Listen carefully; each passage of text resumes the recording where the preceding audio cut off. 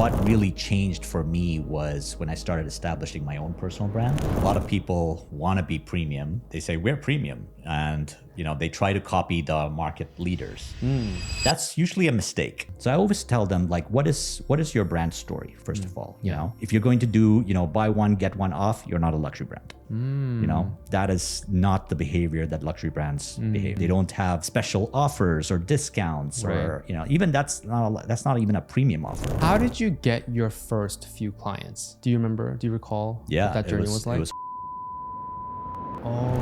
What are first principles that I can apply to my business to first create a premium perception, as you said, and second, attract higher quality clients? Yeah, that's a great question. I think if you're a premium business, first understand.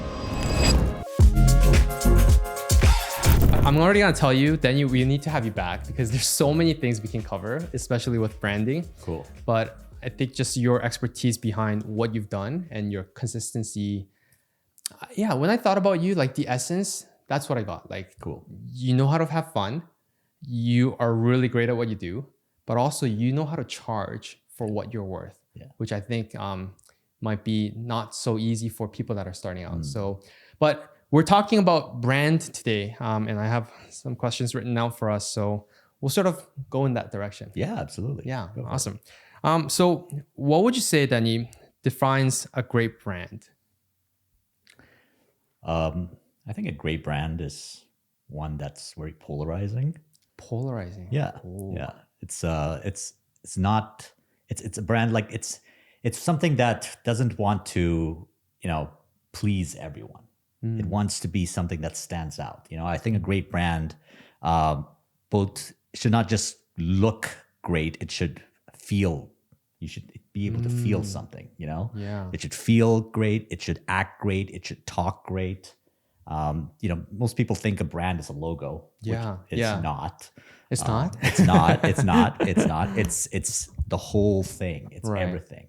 It's like a gut feeling when people look at your logo, your visual identity, the way you talk, even your name. Right. It should, it should be able to tell something. When I was looking through your social platforms, I think you're now accumulating up to more than 500,000 followers across different platforms. And then, especially on TikTok, you have like 1.2 million likes on the videos that you have. And so I think people that are starting out will ask themselves, if I'm a service-based business, like what are first principles that I can apply to my business to first create a premium perception, as you said, and second, attract higher quality clients? Yeah, that's a great question. I think if you're a premium business, first understand what makes you a premium business. Yeah. A lot of people want to be premium, and they say we're premium, and they try to copy the market leaders, and that's usually a mistake. Okay. What you should do is really own your difference. What is it that makes you different from everyone else? Is it something that you specialize in? Yeah. For instance, we worked on branding this law firm out in Orlando. Yeah. And they looked like every other typical law firm, Right. like they portrayed themselves with the big ivory tower, the leather bookshelves, Yes. the Like the the hammer, pillars. the gallant. Yeah, exactly. The whole 9 yards. Yeah. And they look like everyone else.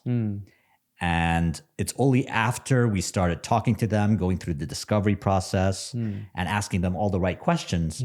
They're like, we asked them, what is it that makes you really different from everyone else? How do you guys stand out? Like, what is it that you guys can own? And that's when the founder basically told me, you know what? We're really good at winning class action lawsuits. Class action lawsuits. Okay, yeah. And we're like, done.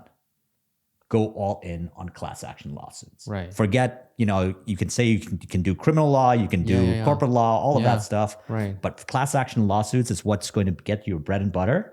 Let's go all in on that. And so then we basically did their whole strategy. We realized that they were a rebel brand. They were not like, high and mighty kind of thing. They were the kind of brand that would go after, they were like a small law firm, Right. but they're the kind of brand that would go after Goliaths, like big insurance companies. They would take Walt Disney to court. Wow. So there was like, wow, these guys are badass. Yeah. So we needed to create a brand that was, pretty badass. Yeah. So like so fun. we branded them. Yeah. They Yeah. came out with this. Initially, they were all like, beige and greens and grays. But when we create something that's really bold and rebellious, we had like orange and black and, really bold typefaces. And their website had that really bold perception, even the way they talked. Yeah. Like we would go after, we don't take cases to settle. We take cases to win. That kind of personality. And that's what commands attention, So then I guess, so you're helping them ask the right questions. You're basically being the person. I know when people say consultant, some people like overlook what they do, but I personally think coaches and consultants are the most important people in a business because they know how to draw the pure essence, as you said. For them, it was like the rebel feeling. So what do you think in terms of helping? So that's perception. I think there's a perception and then there's attraction. Yeah. So for somebody that's starting out, like in their journey, and they may have had a 9-to-5 work experience, or they're starting out their business as a young person. Yeah. What do you think are some of the things that they can start? I know there's tools, like, and we'll get into a little bit of the tools, but like,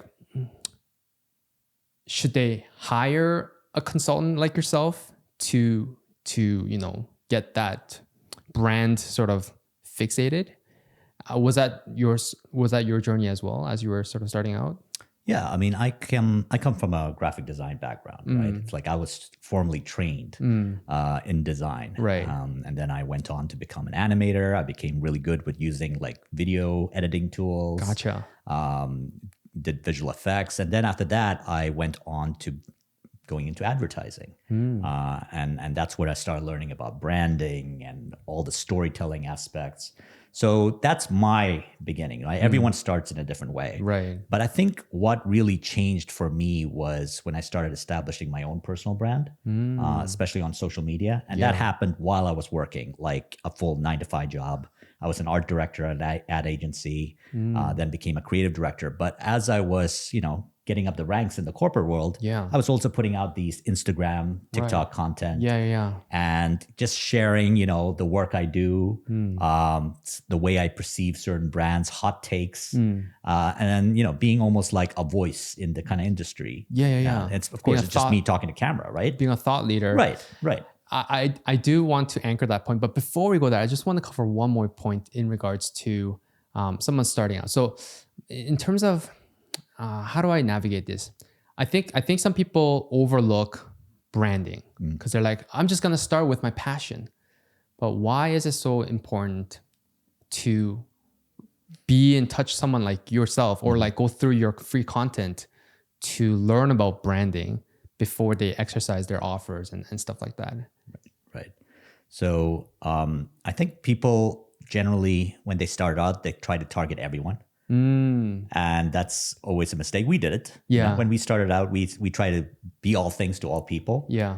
And but then you realize that's kind of, you're kind of competing then on price. You don't really know who your audience is. So, you're basically offering everything. We can do logo design. We can do websites. We can do animation. We can do social media. We can do everything. But then when we started really drilling in on who are our customers, who are our ideal customers, they were bold visionaries. So we really had a strong idea of who our target audience was.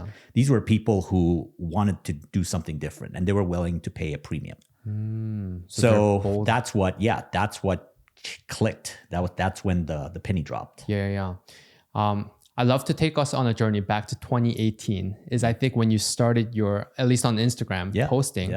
There is a special post I want to highlight because I think it captures the essence of what's going on, and we'll sort of like dissect it and sort of like journey along there.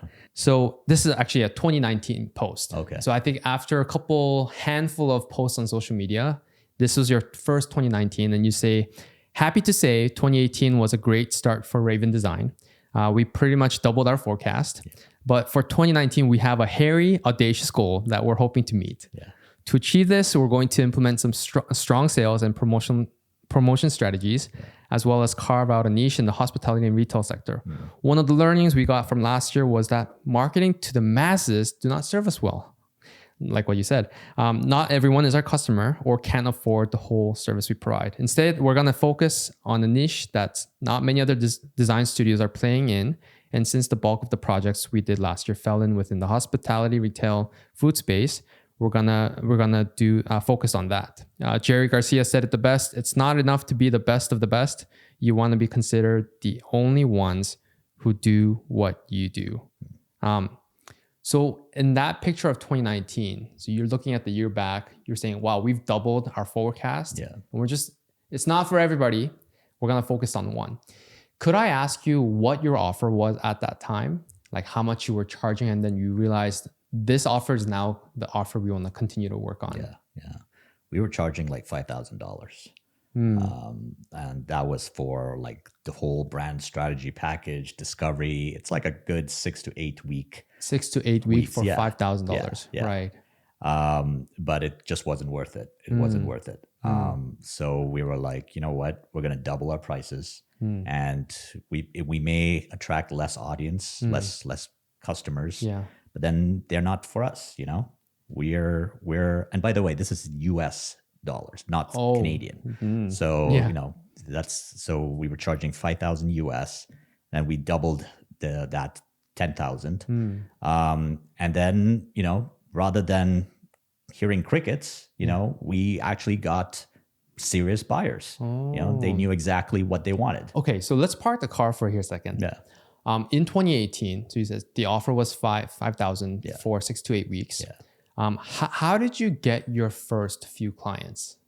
Do you remember? Do you recall what that journey was like? It was all on social media. It was by posting on Instagram. Oh. We were doing carousels. We didn't do much videos, but it was a lot of carousel content that just gave value for free. You know, where we were just providing, we would ask a question. Sometimes maybe it was a question that people are probably think was kind of silly to ask. Oh, okay. But we would answer it. You know, because believe it or not, there are people who want to know. You so know? you ask the question and then you answer it. Yeah. Oh, that's really cool. So like, how do you do this? Well, how to design a luxury brand. Yeah. How to design, how to choose the right color palettes for something like that. Yeah. And it was basically ask the question, and your content was all about educating them and coming to a solution. And so when you also said, when you say we, it was yourself and I believe you had my wife, your wife, and then there was another designer person as well. Yeah, as like a three trio. The trio, we were pretty much it. Yeah. And so you got your first customers just by posting on social media, asking questions and answering them. Yeah. I think that's a very great principle to take away, because some people are overthinking. It's like, I have to set a launch date and like in 3 months, I'm going to now release like, hey, but you're saying no, like every day, question, answer. Yeah. And you just, I guess, got them through the emails afterwards or through the DMs. Yeah. And you close them through that. Yeah. It was mostly get them on the DMs, and then let's book like a 15-minute quick Zoom call. Yeah. Like a fit check. See, is this what you're looking for? Right. Like, you know, why do you need a premium brand? Funny thing is, a lot of our customers are not necessarily in Canada. Majority of them are in the Middle East. Middle East. Yeah, the Dubai police happens to be one of our clients. Wow. Their forensic department. We are working with a lot of luxury brands, fashion brands out in the Middle East. We're working with private equity firms in Europe. And they all basically got through my content on either Instagram or TikTok. Wow. You know what? I really think, because you even started from 2018, 2019, I think you're actually one of the most OG creators, not only in the design, but you're actually doing the social stuff. I think that's the latest person. You're the first latest person. When I mean latest, like the earliest. Right. I think that's really cool to show, because majority of some of the people that I talk to, like maybe they're nurse doctor couples, or both couples are getting 150K plus, but they're saying, I want to make more income for my family because now they're raising their small children. But what you're saying is like, hey, when you do this, your business can actually become a global. And so that's what you're saying. It's a testament to that. Yeah. Wow, that is really cool. So let's go on to then now. 2019, you've now said, all right, we're gonna double our prices. So then did the pricing change to 10K and Yes, so 10K. And then, of course, COVID hit. oh, yeah. The entire hospitality industry that we were targeting went up in flames. That's the punchline. Yes. And I think if I recall, you also had your first child in 2018. I mean, no, second child. That was my second child, yeah. And so it must have been like, oh, what's going on? Yeah. It was a crazy time to start a business and run with it, but wow. you know, like me and my wife, we're both risk takers that way. We have that entrepreneurial mindset. We're self-motivated. She's more behind the scenes. I'm more, I could be in front of camera, I can talk, that kind of stuff. Yeah. So yeah, it was tough. It was a real emotional roller coaster ride. What did you do when it was COVID times? And you know, hospitality is like they were shutting down. Personally, I want to ask two questions. One is about the content side. Like, did the content help you bring different customers so that you're able to pivot? And then the second question is like, what were the conversations like between you and your wife and the other designer partners? Like, whoa, we're on a lockdown. Like at that time, nobody really knew how the big economic impact it's gonna have. But yeah, what was that like? It was scary. Luckily we always operated from home. So it's not like we had like a studio or like that kind of thing, right? So we didn't have like a place to lease out or, you know. Was that an intentional design? Yeah, you it and your was. wife? It was, yeah. We were. What was the reasons for that? For being able to work from home? One thing was we wanted to spend more time with the kids. We wanted to no longer miss the whole, you know, parent teacher events or, you know, their concerts. Like both of us, when we were working in the corporate world, like in ad agencies, and she's an interior designer, so she used to work at an architectural firm. Right. It was crazy hours. I can't imagine. It was crazy hours. And, you know, we would like family life was like priority. It was another, like it was second. Work was always the first priority. And, you know, our kids started getting a little distant from us. So we said, you know what, we want to put family first. So that's when we basically said, all right, we're going to work from home. We're going to take the kids to school ourselves. We're going to spend more family time together. Right. And then, of course, when COVID happened, we spent a lot of family time together. It's like, I asked for something. I was like, God, you guys are way too much. Yeah. So, yeah. Was it difficult to do business at home with the kids? It was slightly difficult, yeah. I mean, luckily we have, I operate out of my basement and my wife, Mary, she operates from our bedroom. And, you know, the kids, they have their own rooms. They're free to do whatever they want. Yeah.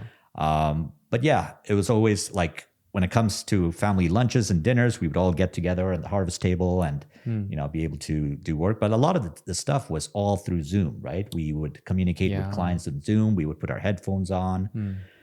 So interesting question that you asked was like, what happened to the hospitality industry that we decided to focus on? And like you said, everything was shutting down. Our primary targets were like a lot of like hotels. You know, we branded Marriott's, their tribute portfolio collection hotels, only to, you know, COVID basically like put a red tape, a stop. It's like on all of that. But an interesting thing kind of happened out of that. A lot of these big food like consultancies, like there's the, you know, the Compass groups of the world. These are all contract food service companies, they're big corporations.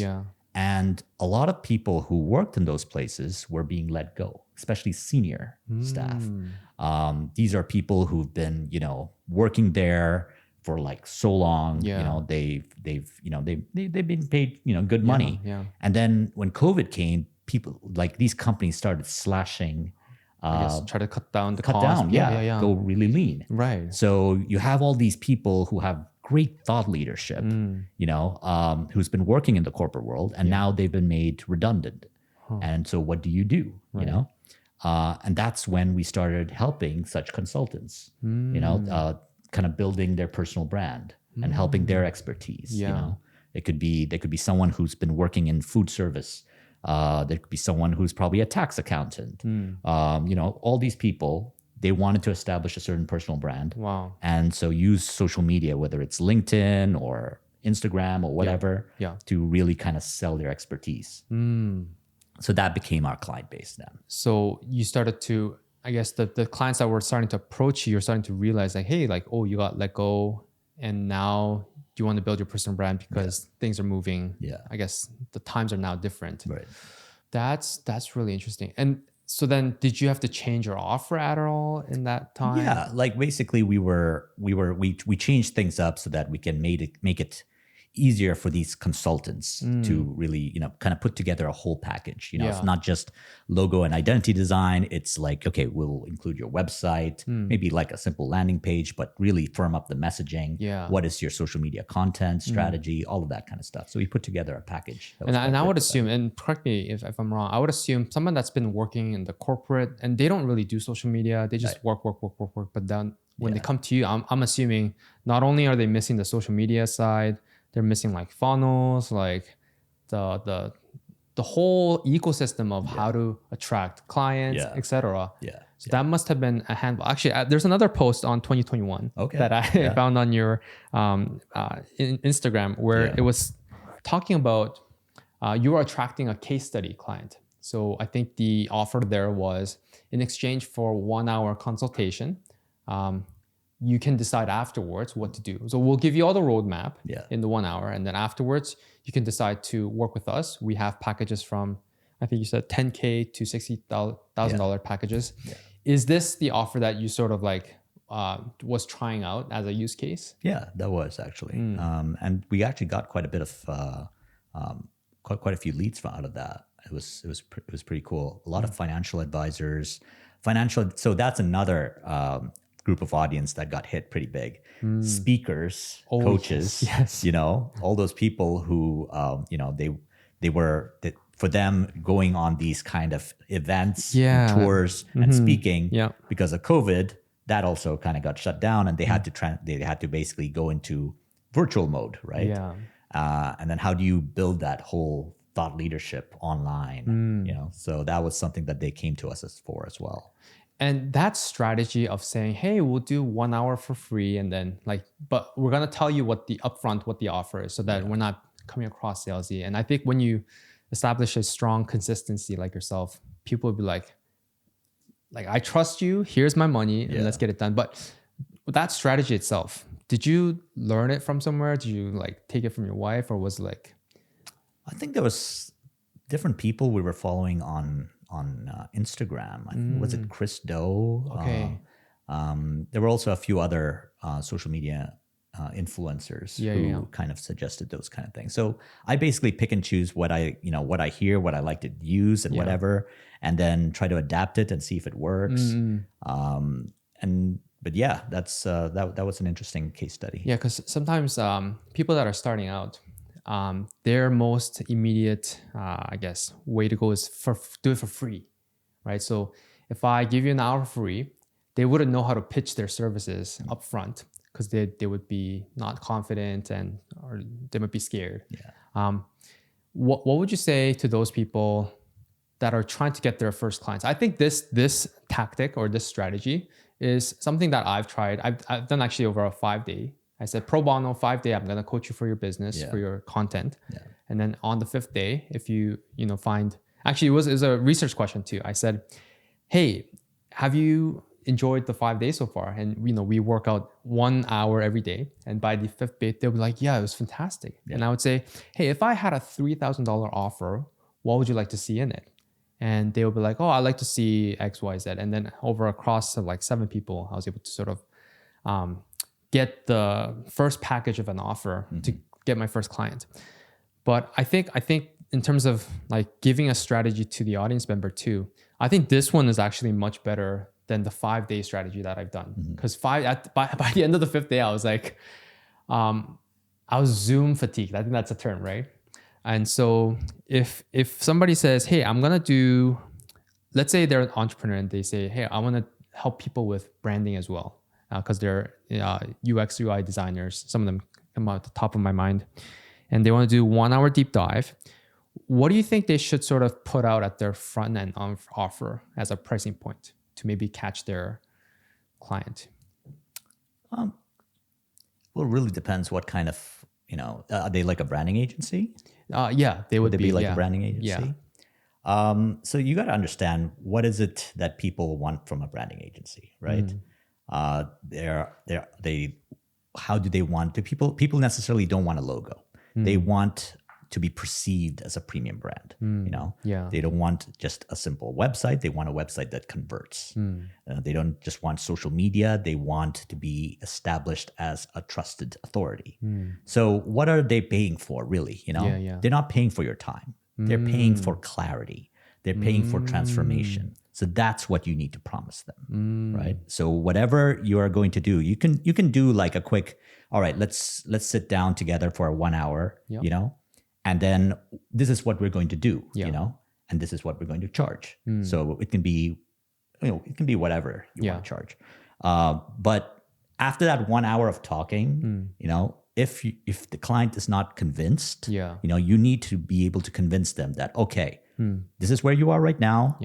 This is where the problem is. Right. But this is where we're going to take you. And this is how we're going to take you there. And that's what's going to cost. So. Did you, in that last stage of explaining, hey, like this, we're going to take you. Sometimes early stage entrepreneurs, they make the mistake of like trying to sell the airplane ride rather than selling the vacation. Did you also have that in your journey? We've done many mistakes like that. Yes. Totally. Yeah. We were pretty much building the plane as we were flying into it. So it's like, oh, that's a new analogy.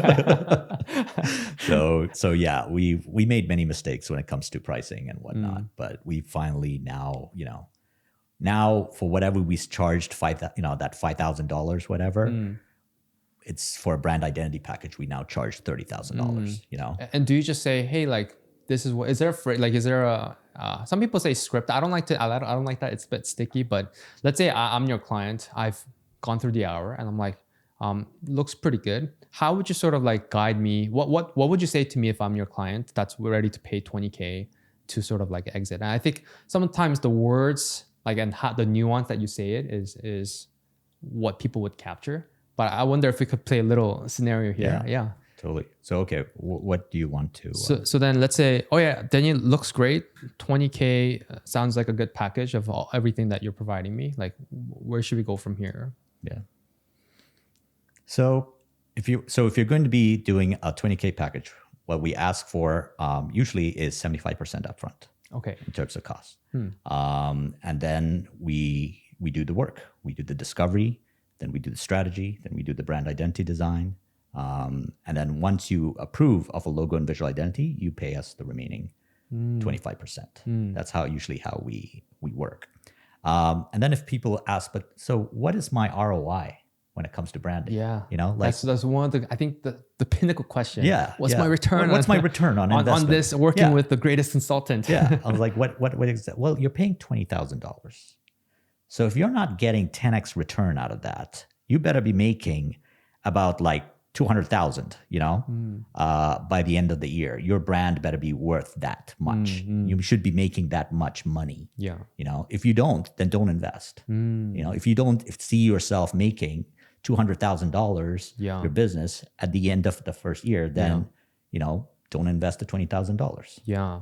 So that's always like a good gauge. I always tell people, it's like, if you're going to invest $50,000, you better be making 500,000, So that's like the rule of thumb. It's called, 10x. You need to 10x your investment. Yeah. 10x ROI. Yeah. Okay. I would love to touch a bit more on that, but can we take now unpark and drive with your journey now? So you've now pivoted amongst 2021. Let's sort of bring it up to today. Okay. Do you find that the strategies that you used in terms of posting, is it still continuously working for you? Has anything changed in the social media, especially with AI as well? Yeah, I mean, what I'm doing right now, I'm putting out a lot more video reels, but I'm still following the same kind of format.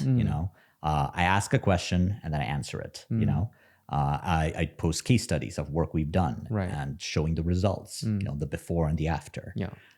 So that hasn't changed. With regards to AI, what I have done is I've created an AI avatar of me.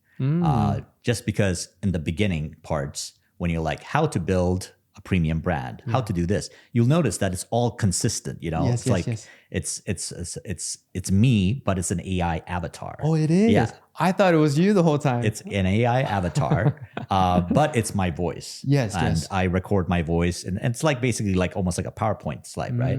But that whole consistency of me appearing, you know, in the same kind of clothes, same hair, same glasses and stuff. It's something that I just use like say HeyGen and then I was gonna ask. create that avatar of me. So that way, like I don't have to get ready in front of camera every single time. You know, I can post, and I do all the content myself. Right. You know? I create the content, I video edit it, whatever, and in about 3-4 hours, it's a content's ready to go. Wow. So is the process of time, because I think being a part of masterminds where they're paying 5 figures to get into these circles about learning how to do content, that's one of the questions. Like I think also comes back to ROI. It's like how much energy and effort and time, money can I spend with creating content, with how much I'm gonna be able to distribute. Yeah. But you're saying like something like HeyGen, you're now leveraged it, and I think because you've been doing it for such a consistent time, you know which style is yours, and then you know how to sort of like just plug and play. Yeah. Where some people are still on their discovery stages. Yeah. So could you maybe shine some light on your stages of creating content? So you mentioned, let's go with the latest trends. I think that's what I really enjoyed. Yeah. So then do you sit down on a computer, open up a document of what those trends are, and then you sort of like, how does that whole process look like for you? First, there's a discovery phase where I had to go out and see what are some of the trends. So I go on to Dieline, different websites that talk about packaging and so on. Yeah. I look for consistencies. Okay, so this seems to be something that like seems to be popping up. And of course, those are my own personal point of views. Yeah. It's and people, whether you can agree with it, you can disagree with it, but that's my point of view. That's what you're seeing. Yeah. So and then I put it together. So a lot of my ideation phase actually happens on a Word doc. Document. Yeah, just on a Word doc. Basically, like, okay, I'm seeing this. I'm seeing a lot of, very glowy designs or, a lot of gallery frames, or is it, go back to your roots kind of designs, kind of thing like that. Yeah. Okay, so then I kind of make a list of them. Let's, instead of 10, let's make it 8. Yeah. And then after that, I pick out examples of what some of these packagings look like from, going on to Dieline or any other blogs, Pinterest. And then I put it together. And my Instagram Reels pretty much reads like a PowerPoint, it's like, it's just slide after slide after slide, but me talking, in the background. Yeah. It's a pretty simple format. So then, and in this process, where does that AI process come in? So do you, after you've sort of worked and then refined your document, do you feed it to HeyGen? Yes. So the AI part is only in the title. It's only in the first 5 seconds. Oh, okay. Intro. Not the whole thing. Not the whole thing. Okay. No, Gotcha. No. The AI is just the 5 seconds of me basically talking, like, the question. How? Yeah, exactly. Here are the top 10 trends of 2025. I thought it was the whole thing. No, it was just the first 5. It's just the first 5 seconds. Just it's just for that consistency, right? Yeah. And then I just go, it's just me recording and then putting all the slides in Premiere. So that is so cool. And then you do a voiceover. Yeah. Oh, exactly. That's amazing. And that process takes you about 3 to 4 hours from start to finish. Yeah. Wow. Do you have, some people talk about content calendars. Is it for you? And I wanted to also ask about the family, like the life stage of raising a kid as well. Sometimes when you have young little, like less than, because a couple of years back, I guess my children would have been like just born, and then we have a 3-year-old, which is like chaos everywhere. But where was I going with this question? I was gonna ask, how do you navigate that 3 to 4 hours? Is it like a 1 hour thing, or has it been like split across? It's been split. It's been split across. I'm an early bird. Oh, you are? Yes. Yeah. Same here. Yeah. I wake up around sometimes 5 o'clock. 5 to 6, 7 o'clock, my kids wake up. So that 5 to 7 is your like golden hour. Yeah, those 2 hours are just like for me time. And that's when I create content. I'm at my most productive. Then after at 7 o'clock, the kids wake up. I had to make their breakfast, lunch, take them to school. And then it's mostly done, time I dedicate either for creating content or serving clients. So it's strategy, it's client presentation, it's all of that stuff, right? So yeah, that's pretty much how I break my day. Of course, I have a lunch in the middle, to 12, and then by 3 o'clock, had to go pick up the kids from school. So, and then the day is done. The day is pretty much done after that. Until 9, and you're about to sleep. Yeah. Okay, so that gives me comfort, because for the longest time, I'm like, how do all these people do it? Because and I was thinking like other single moms or dads, like, they have to take on more. I'm like, this is quite defeating. And that was the primary question I ask with every parent, entrepreneur. It's like, so is it true there's not enough time in the day, but you're still making it work? Because by after 3 p.m., like, yeah, it's like after 3 p.m., I just want a gin and tonic. And it's, I mean, but everyone operates differently, right? Some people can't go like, go at 100 miles an hour. Some people need to take it a little bit more slower. Some people are more productive at nighttime. Me, I'm more productive in the mornings. So everyone's kind of on their own journey. Everyone's operating at their own pace, which is cool. We just have to make it work. And so in this stage, once you create the contents, you post them, and it's a consistent schedule from what I'm seeing. And so that still hasn't dramatically changed from what you've done in 2018, would you say? Yeah. And it's still continuing to bring in leads. Yeah. And it's me who's basically posting, the content and coming up with stuff. So it's either my content falls into different pillars, if you will. One is case studies, which is basically showing what we've done for clients. That's like, and that's probably my favorite, because this is where we get to show the whole process from beginning to end. And I think when people see branding, they only see the final finished product. For me, it's almost like almost therapeutic, cathartic kind of way to show. What makes you excited about? Because we get to show all the different stages that something went through to get to the final thing. What we started off with a mood board, then the first designs look very different than how it finally ended up. And for me, that is the design process. And that's what you find excitement. I find that really, really. We'll be good friends for. Totally. Time has gone so fast. I think we'll sort of bring it to a closure. Sure. Let's do it in 3 parts. The first part is, I guess I want to ask you about your business structure in terms of team, because I would assume like you're voted as the top branding and design agency in I think, what is it? Global? No, it's in Toronto. I think we're number 2. Toronto, number 2, right? And so, in that regards, do you still keep your team lean, or do you have a big now, like a fuller size team? No, we're 5 people. We're 5 people. Yeah, me and my wife are the only 2 full-time employees. Right. Everyone else is pretty much on a contract basis. Right. So we have a designer, we have a web developer, and we have a copywriter. Copywriter. I was gonna actually assume that it would have been someone like executive assistant that would have maybe done your managing. Right. So my wife is the one who does the managing. Like, she is the operations person. She makes sure that clients pay. I can't handle that stuff. I can't, like, just looking at that gives me comfort. I can't do when it comes to tax stuff and everything like that. I'm like, oh God, just let the accountant handle all that. It's like, but she's the one who makes sure that the money comes in and manages the studio, all of that kind of stuff. So she's the operations person. So you have a power partner. Not only is she your couple. She's great that way. In terms of like the North Star, where are you now in terms of building your company going forward? Like, I'm sure you passed your 7-figure mark. We're like, right now we're starting to build, like, we're working with bigger clients who have bigger budgets. Like, we're working with Angostura, which is, they create bitters, but they also create like premium rum beverages. And and they're based out in Trinidad.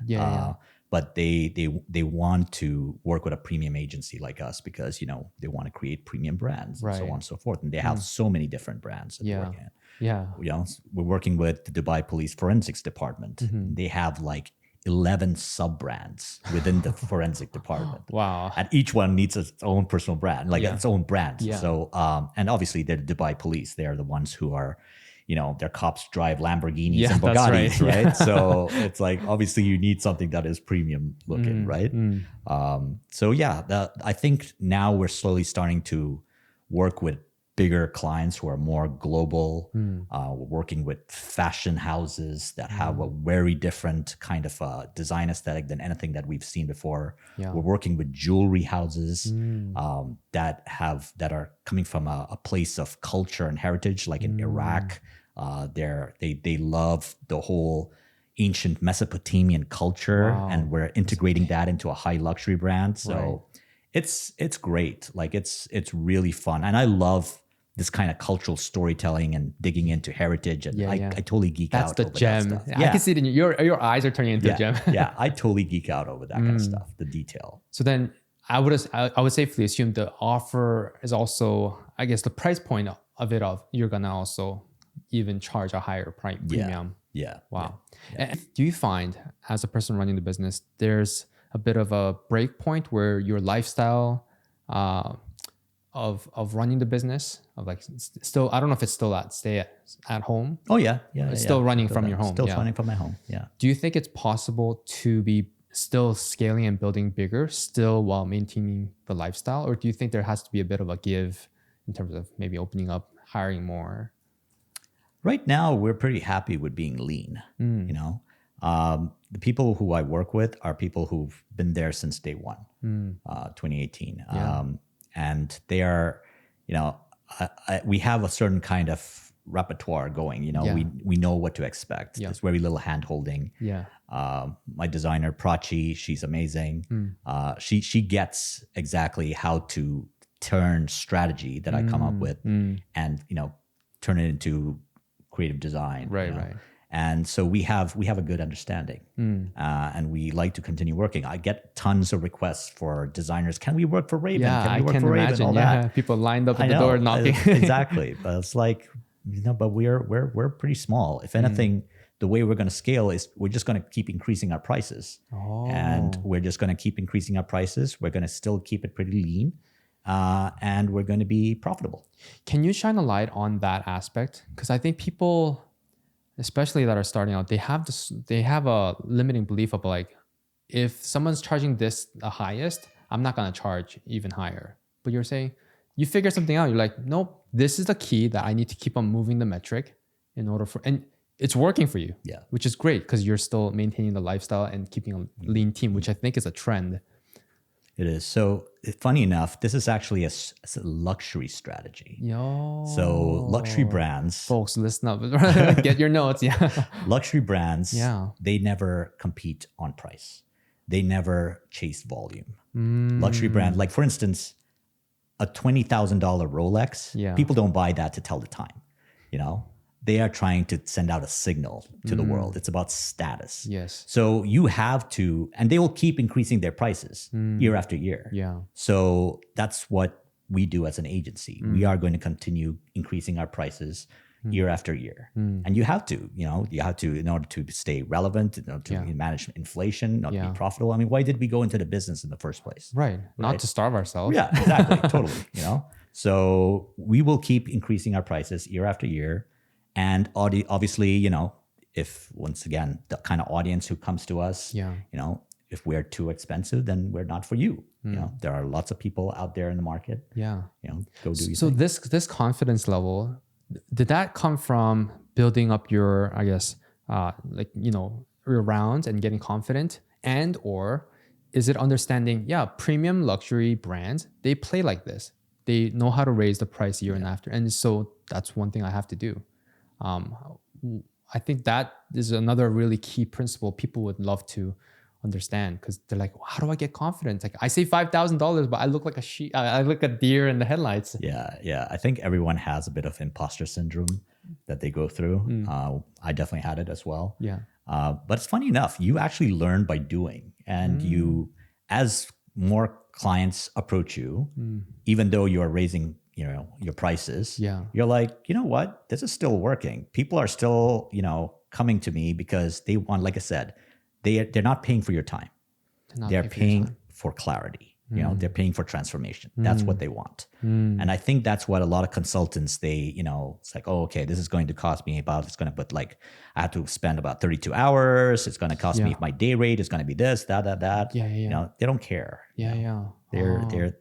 They're not paying, for, no one pays for a hammer. That's what I always ask. Oh. No one pays for a hammer. Okay. What they want is a nail to be put on a wall so that they can hang a painting, and everyone who comes to their house can view that painting and be like, wow, love it. That's the end result. The end result of the painting on the wall. On the wall. Not the hammer. Not the hammer. That's so good. Let's wrap up with a question from the audience member, and then we'll talk about exciting things you got going on. Yeah, sure. Yeah.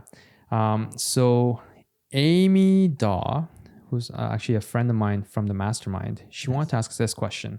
She had two questions, but I'll ask one. So how do brands convey luxury on a startup budget? So that's a great question. I can give you an example of a luxury brand that we're currently working with. So they are a complete startup. However, one of the things they have going for them is that they have a legacy. So they have a history. So this is a third generation jeweler. So his grandfather started the whole, what comes from a family of jewelers, right? Yeah. So, and they are based in Iraq, which is ancient Babylon. So there's a certain history to that. Right. The cuneiform writing, which is one of the earliest writings known to man. Yes. That is like, basically sculpted Right. during the time of the Assyrian, Nebuchadnezzar or whatever. Right. They're leaning into that kind of, that history. So I always tell them, like, what is your brand story, first of all, you can start at a certain point. Yeah. After that, you need to raise your prices. You need to raise your prices. You need to have that kind of confidence. Luxury brands, if you're going to do, buy one, get one off, you're not a luxury brand. That is not the behavior that luxury brands behave in. They don't have special offers or discounts, or, even that's not even a premium offer, I wonder if I give a context of the business that she runs, if it'll be different. She, I think, does a waxing business, but she's definitely trying to get on the premium side of, like, she's getting the color tone palettes down. I wonder what strategies you could maybe, like a tip that you could maybe offer her. So she's in the waxing business? Yes. So like like hair waxing. Yeah. Well, what is the end result that you're giving them? It's not just it's not just removing the hair. Oh yeah. It's what else? It's the confidence, right? It's like being able to wear your best clothes and being able to present yourself so amazing, like that's what you need to start selling on. It's not just the tactical stuff. Or looking and making it look pretty. Yeah, exactly. It's the end result. That's so great. Denny, thank you so much for your time. I mean, this conversation is so fruitful. I think there's a lot of principles that people can apply right away. What exciting things are you working on currently, and where can we find you going forward? Cool. Yeah. No, I'm available on social media. I'm actually right now on the process of building a YouTube channel from scratch, which is going to, it's going to basically explore more long-form content on luxury branding. So that's something that I'm excited to work on. I haven't told anyone yet, so this is the first time. Oh, wow. Thank you. I take that too hard. Yeah. So it's called the Luxury Spectrum, and hopefully in the next week or so, we'll be having our first content. So these are longer form contents. It's not like my 3-minute Instagram reels. These are like 12 minutes long. It talks about luxury strategy. It talks about the different founders of, luxury brands like Louis Vuitton and Rolex, like the scandals and all of that kind of stuff that's come out of it. So it's going to explore everything luxury. So that's something exciting I'm working on. And we're branding all kinds of things from like nuts to Nuts? yeah, Like the yeah, food nuts? like food nuts, like Oh, wow. premium, like premium nuts from Florida, like macadamias and all that. That sounds nuts. Yeah, it's hey, but they want something that's very bold and different. So yeah, and yeah, I'm always available on Instagram and TikTok, Denny Kurien, and on LinkedIn. So yeah, hit me up. Yeah. Awesome. Well, we'll love to have you back again for more of this conversations, because I know people would really love this episode. This was totally cool. I Yeah. loved it, and my first podcast. So Oh, yes. thank you for having me. Yeah. Thank you so much. Yeah. You're welcome.